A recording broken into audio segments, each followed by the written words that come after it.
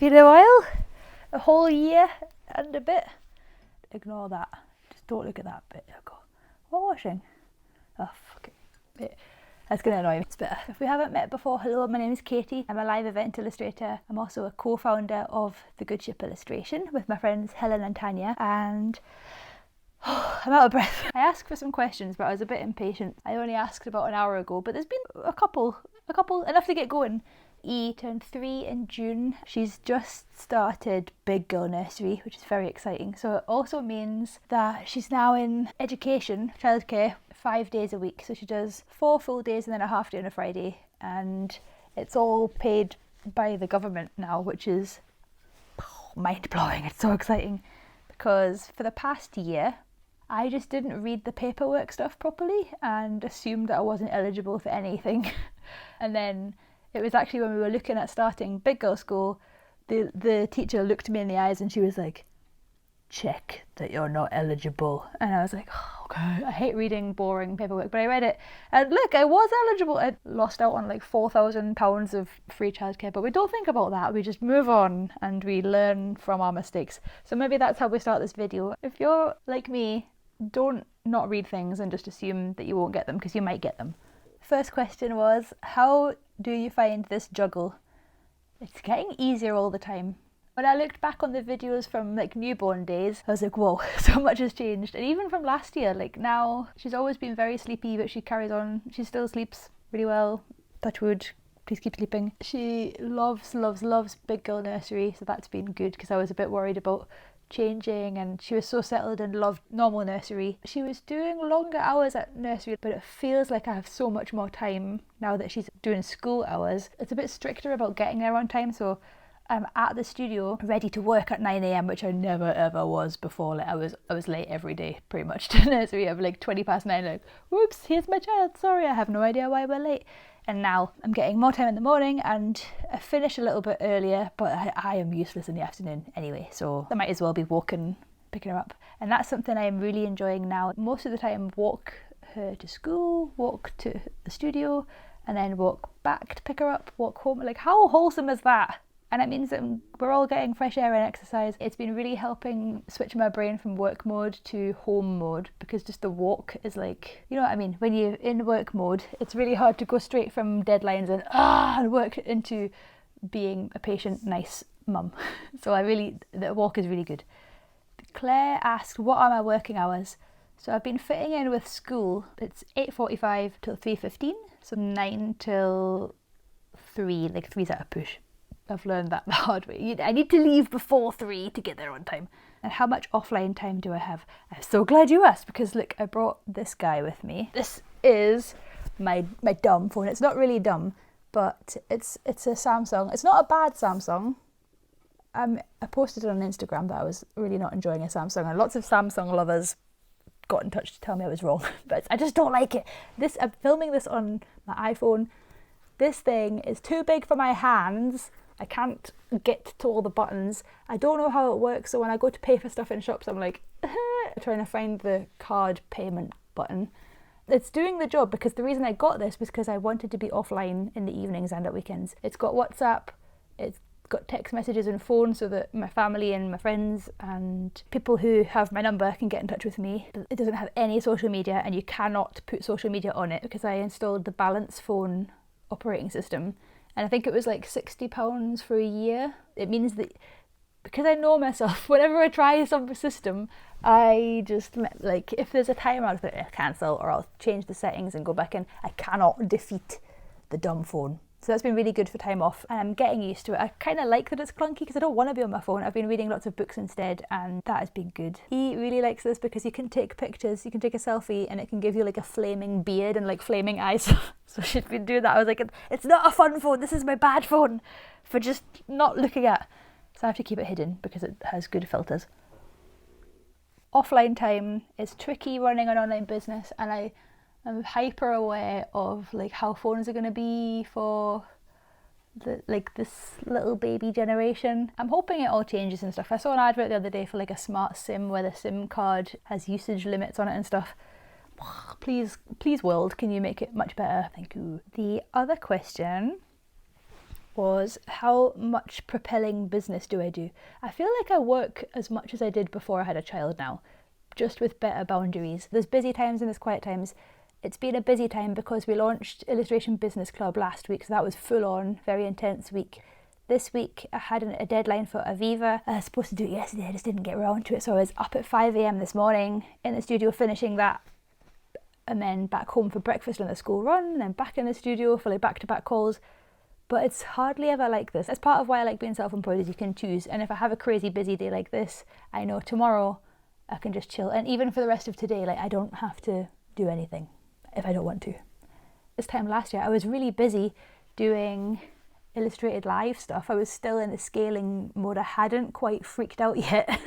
Because there was a day like last September where I was driving home and I was like, imagine, it'd be so nice if I died, I wouldn't have to answer emails. And that was a bit of a wake-up call. I was like, if I feel like that, something needs to change. And it did, because I was not enjoying having a team. I wasn't enjoying managing people. I felt very responsible for every single job. I was just like, that's not really what I want to do. I like doing jobs, but I just don't want to do all of them. How can I make the most of all these inquiries? And then in January this year, I started the Illustrator Jobs Board, and that ticks along nicely now. So if you're on there, hello, I'll put a link in if you want to look at it, but that is a nice recurring income, and it means that I don't really have to. I do have to keep gently marketing my live illustration, and by that I mean like I'll do blog posts to send a newsletter to potential clients, and that just keeps everything swimming along nicely. And I love the peace of mind that if I just couldn't work, there would be some income coming in and it's not reliant on me doing work. So while I do still work a lot, I don't have to. I think that's what I'm trying to say. And Claire actually asked, how much is your recurring revenue? I think it's around £3,000. I have to pay people that work for me and studio costs, but I'm happy with that. It feels good. Illustrated Live chugs along. The good ship, we do launches, we promote different things. Occasionally I'll take a graphic recording or a live illustration job that I want to do. A big change this year is that I stopped travelling for work because I was away a lot last year. We're coming up to yearly events as a quiz, and Cameron the other day was like, oh yeah, you were in London that day, and then there's something else like, oh yeah, you didn't go to that because you were in London. And I was like, oh my god, I haven't been to London for ages for work. As much as I love travelling and I love working away, with a toddler I just didn't like leaving her, and I felt bad. And when she was a tiny baby, it was almost easier because I don't think she knew what was going on. But when she was bigger, she talks about it and things. And there was a job last year in London where the trains were cancelled, so I had to stay longer. And for ages afterwards, she kept saying, "Mummy's stuck in London. Mummy's stuck in London." I was like, "Oh my god, I can't cope with the guilt." So that made me just rethink things, and I scaled my team way back. I turned my Illustrated Live agency, I focused on doing the jobs board instead. I stopped travelling, I only do online events. At first I was like, I'm not going to get any work now, but whatever, that's fine. But it's actually, I've earned the same, profits up, because I have way lower overheads, especially with no train tickets to London, because they cost like, especially for last minute events, it was like £300. I could see if there's any more questions because I was really impatient about posting this video. Two seconds, I'm going to see. Okay, I'm glad I looked because there were 2 more questions and they're really good ones. Amy asked, what does self-care look like for you? Self-care feels like I don't want to make it feel like another task to do. My dumb phone is a self-care thing because my phone was really getting to me. I kept watching videos, like just watching reels and stuff in the bath, and then I'd get DMs, like stressful messages and stressful emails in the bath, and I was like, this is counterintuitive. Sorry about that. I do love actually having days off, and this is something that's probably going to feel easier now she's at school rather than nursery, is like having a day off and going to do fun things for fun felt really hard because I was like, I'm paying for childcare, I should be working to make it worthwhile. But now, because it's free, it feels a bit like, I don't have to work. Like I can just, like tomorrow we're going to Kelso, Cameron's going to get some stuff framed, and we're going to go to a nice bakery, have some coffee and a slice of, there's a bakery in Kelso called Naked Sourdough, and you can get marmalade on toast. I'm excited for that. Helen recommended it and it's been in my mind. The other thing, now this is a good question because I completely forgot about this, but time management, any time management tips? This reminded me that I don't think I've talked about being diagnosed with ADHD. Maybe I did. I don't remember if I did. That's a symptom of ADHD. When I had E in 2022, before that I'd been like, maybe I should look into getting a diagnosis, whatever. You know, you see things and you're like, oh, that's very me. And a lot of my friends are neurodivergent. Then I had a baby, and I don't know if you've been in that newborn phase.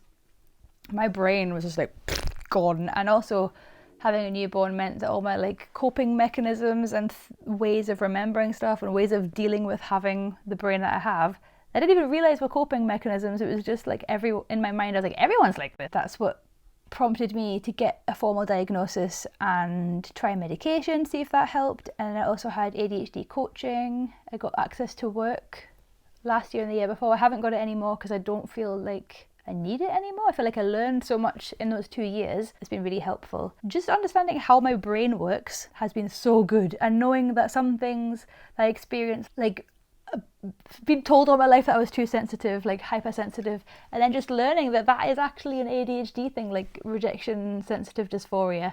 People who don't have ADHD are like, what are you on about? But like if you have ADHD and you are sensitive to rejection, you'll know what I'm talking about. And even just naming it and being like, oh, it's that, I'm not losing my mind, is so helpful. And understanding that like when I'm really interested in something, I will get obsessed with it, learn it, and then one day be like, I'm not interested anymore. Realizing that that's an ADHD thing and it's not because I'm just a bit shit. That's really helpful. That was the thing, like I was just like, oh, I'm just a bit shit. And to know what's going on in there, it's really helpful. Medication mixed, I feel like it's controversial to talk about, but we're here anyways, we'll carry on. I tried Elvance, I think it's called Vyvanse in America, for a year, and I feel like that's when, so yeah, it was when I was scaling Illustrated Live, because my executive function was amazing. I could do anything. I remembered everything and my brain was firing on all cylinders. But I feel like it overrides your natural tiredness and thinking, time for a rest. So I felt really burnt out, about to be burnt out at the end of last year. And that's when I decided to, I was like, I'm pretty sure this dose is like not working for me. I don't feel good. I feel like edgy. I don't want to take it. And then switched to a fixer where it's like you take it and it wears off, because the Elvance was affecting my sleep and I didn't like being awake at night because I love sleep and I was tired. I don't even take the full dose. I just like take it when I need it, really. And that has felt much better, because sometimes I don't want to be productive. I remember the psychiatrist, whatever he is, the doctor was like, you can take it every single day because you deserve to have a good, useful brain every day. And I was like, I don't want that. I want weekends off, or just a random Wednesday afternoon to be a sloth. Like I've had 33 years before I was diagnosed. Is it 33? 34 years? I don't know. Let me be a sloth again. So now I do take it occasionally, but it's given me like food for thought. And if I need medication to do something, maybe I shouldn't be doing that thing. Like if it's that hard, it's a sign that it's not my zone of genius at all. So like admin, answering really boring emails, even thinking about these things, I'm like, oh my god, it's so boring. Reading things I'm not interested in. But then again, there's times when you do have to do these things, like for life admin and finding receipts for the bookkeeper. That every now and then I'll have an admin day, like I'm gonna take my medication and do all the boring stuff and get it done.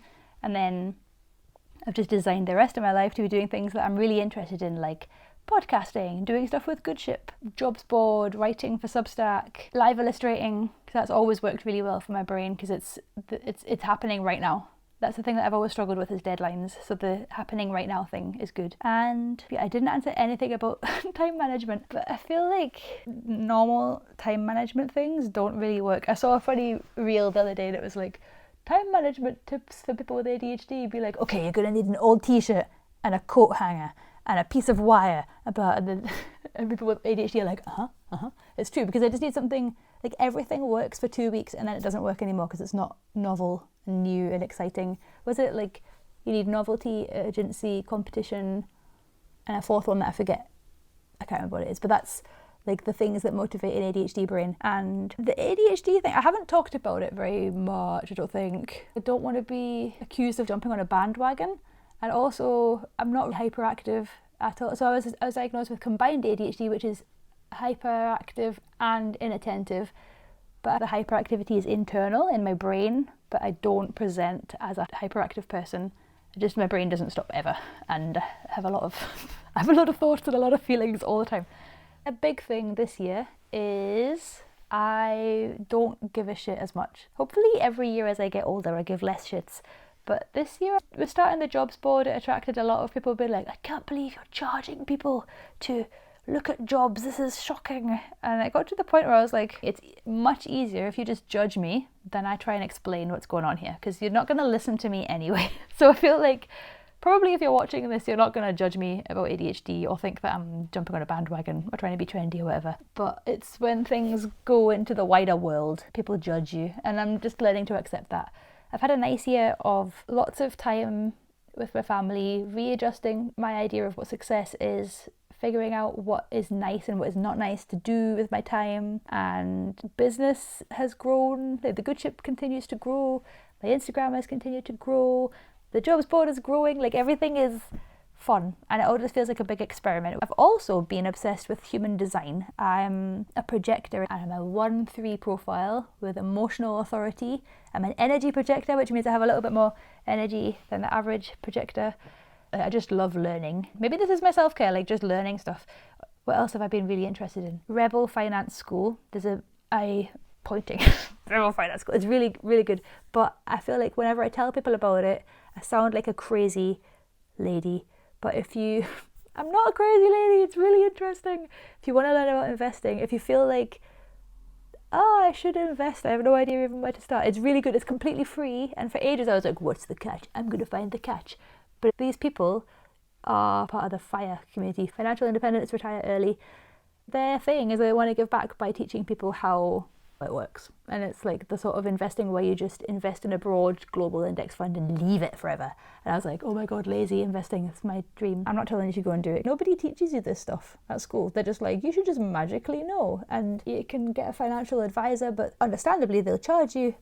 But nobody ever tells you like 1% yearly charge will actually add up to being like £1 million in a long time. I've gone way off tangent. I was supposed to be talking about motherhood. Whoops. But I think we're at that place where it's fun. Like, motherhood is very relaxed now. I've just got used to my house being messy. It was messy anyway.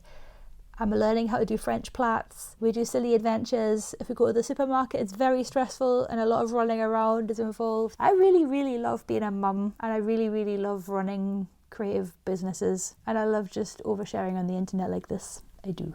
So thank you for watching. If you've got more questions, you can put them in the comments. I might not answer them. I might.